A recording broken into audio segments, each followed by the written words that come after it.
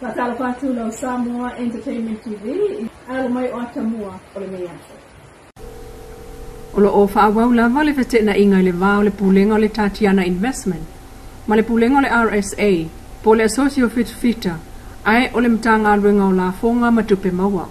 O le mta upulea ele o sa wha le tonu fau, whai tau sanga e pe o na maua i wha maunga, ma o mai le taiminei, o wha maalo sia lava o na ma ese le pulenga o le Tatiana Investment le seal, po le lipine toso e ta ua tuai le sa ai ona toe ulufia le fale o le RSA.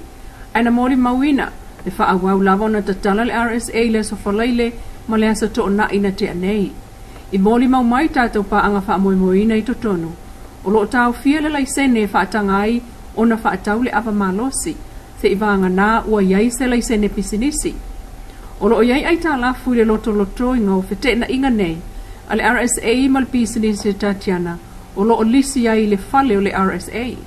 E le ngata ina tua ia le RSA o lo ai tā lafu le Tatiana i le fale o le asosi fita ai o lo tua ia foi le ai tā lafu o le RSA i le whanua o le malo.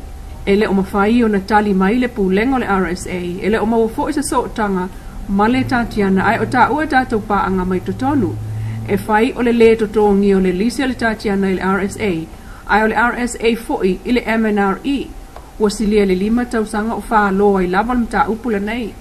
O le asa foraile na te nei le ana toso ai le lipine i le RSA building na toe awa ese i lava e au noa ma se whaatananga ai toe wha awa wai loa na tatala i le whalkalapu le whai unga o le vai aso e ui i na ua le o mawhai o na wha afou le laisene pisinisi ai o le laisene whaata wai awa malosi. O lo ofia i loa le whaamsinonga o maliulilo ua whanga solo ai le vai asa nei. Le saunga le mua pangota le whalpuipui tānu malala. E so otanga i le maliu o le tamana tulilo na whaasalanga ai mulimulia ne ai ua maliu. O Kolani Junior Lamb leisi o pangota na tatala i tua e whainga ruenga sa whaonga i aime whainga ruenga e pe o nga ese no whangavau. O whangavau e whaonga ai vai la au ona o tua i le tele o maliulilo lo tātua tunu. O le whalpuipui o le tamale ai tulilon solo atoa na te e malosi lava iai i le whaai unga le whaamsinonga na whaamaoni ai lona toe whaao o le maliu i lona lava to lua. E fionga sa o Christina sa o Apolima, sa ofisa sili le ofisa o le UTOS. Peita ina o lava lantal sanga te e i lumo le whaamsinonga apili, ai le imanuia ma toe whaawa wai lona whaasalanga solo atoa. Mulmuliane, pa mai le tala i whalpuipui tānu malala ua maliu Kolani. O le vasa nei le whaal awai luma, o le whaamsino, o maliulilo le sunga lala toa rosela pali i mōli mau o le mta upule nei. O lo ofsilingi ai e le fionga le tumaita i whaamsino le saunga le mu o pangota, i lalo le leo leonga a le pulenga o le whalpuipui. Ya, o le yaso, o la o tia li pige, li tia le li, le yas, mata ngofi, pa o ngaina, ne yala ngalui, ya wa, sio matu afio ngai yo malayo le ma wase mata ngofio malayo le ma ya ole ngai luma baka kopo le selu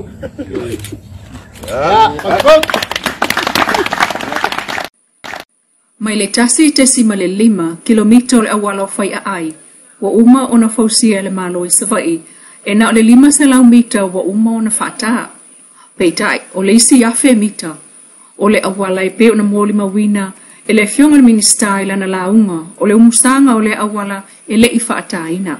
Tasi kilomita e le i whaataina. Pa maruru atu i lau sunga le toina. Ona o le whaasoa o le awau. Ona e fia mafia pe ona sila fia le tātou nuu, fia mafia la le whanga. O le tātou atu nuu atoa lo tau whaasafua i aile sosoani. Ai whaamawina. Malanganga whaaloalo le tausanga. Alau sunga toa ina le fua manino ai mato le vai.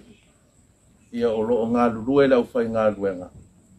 Ai le o ngā lue le sui o le tu malo.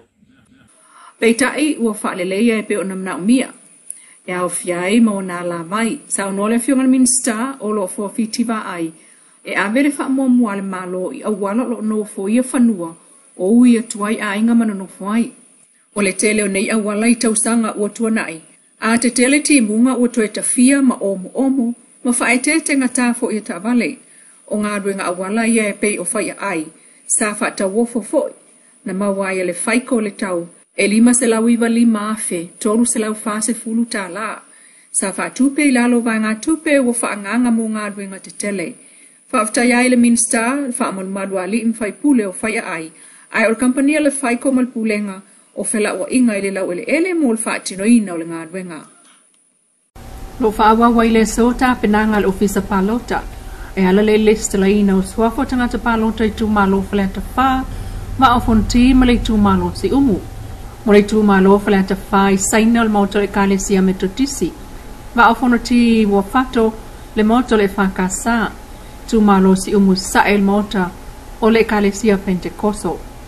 O le soa tae au toa mua le mauto le kalesia katoliko, ma o fonti o sa wano le mauto le whakasa, si umu i sifo le mauto le whakasa, ai o le aso se fulu, o puipaa, i le mauto le kalesia metotisi mo whaleta wha, va o fonti tae le whanga le mauto le whakasa, ma si umu i mani noa, i le mauta o le kalesia metotisi. O le aleto e tau malanga mai tangata savai i o le itu o tane i upolu. E whaulu talo sanga mo le sei no fo maua New Zealand o le neitau sanga. I na ua talia le talo sanga le whaipule o le itu o tane. Le sunga se wa muli fasi tomo ngā ngai fo maunga lua. Mo le wha o atu le ofisa malanga i savai. E se fia i tupe mataimi malanga mai o sa la whai. O le aso lulu ma le aso tofi o le vai aso nei lea ua tulitasi ani ai. I whanga malo i le ofisa whaitu malo ngā ngai maunga numera lua. O whanga ioi mai le ofisa malanga. O lawa fia keiti mo nanu. Mo le whaatu muina o pepa o le sei mo le nofo mau i New Zealand. Sauno le sunga lawa fia. O lo o iailo lato ofisa. O lo whapaanga i New Zealand le force line. E ngā whamalisa ilia mai o ngā ruenga. Mai le to ngia foi ni pepa whai ngā ruenga.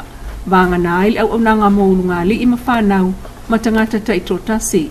Ai o sauno lawa fia e tele nu ui le itu o tane atoa. E mawhai o nanga i ane le ofisa whaitu malo whanga malo. Mai nganga i fo maunga numera tolu, numera lua, numera tasi, nganga e maunga tasi male lua. Lea ua la lata uma i whanga malo mo lea wha moe moe, i lea so tofi ma lea so wharailo le vai e so nei. Ma whaafta iai e le whionga le whaipule se wa muli fasi, lea awanoa wo o tuai ilona nuu, e whaatino ai le au nanga mana umia mo savai.